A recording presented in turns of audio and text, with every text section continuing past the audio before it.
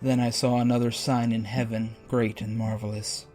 7 angels who had 7 plagues, which are the last, because in them the wrath of God is finished. Revelations chapter 15, verse 1.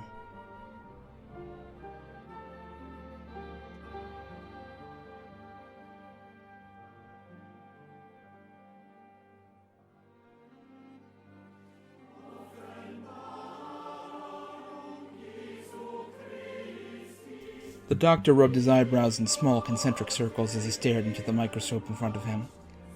The stress was insurmountable and nothing seemed to alleviate it.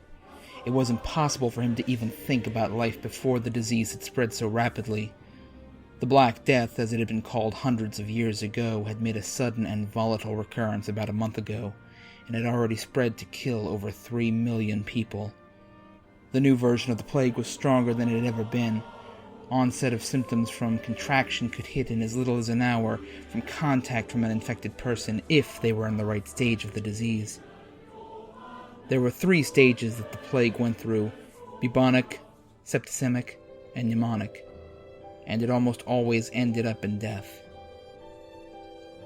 Survival was less than 1%. From time of contraction till time of death varied from 12 to 48 hours. Everyone was at a loss as to how the disease had become so deadly so quickly. The most common theory was, of course, that it was a superbug caused by the overuse of antibiotics.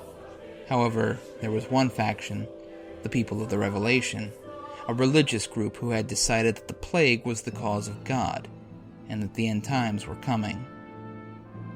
Hell, the doctor thought, they're probably right. Nothing cured the disease. Once it was contracted, you either lived or died. Nothing made any difference. No matter what kind of preventative medicine they tried, or what common sense medicine to at least ease patients, they could do nothing to ease the patients. It was almost as if once the plague was contracted, nothing could do anything anymore. Even overdoses of pain medications could not put people out of their misery. Medicine had completely failed. The crashing of the windows caused the doctor to run to his hiding place.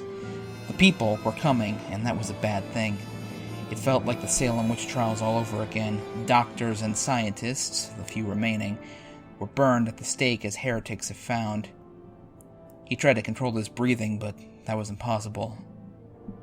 He could only hope that they would not find him. In his hiding spot, the doctor got to his knees and prayed to the same God that the people were chasing him for. He prayed as hard as he knew how, and continued to pray as his home went up in flames, taking all of his research with it.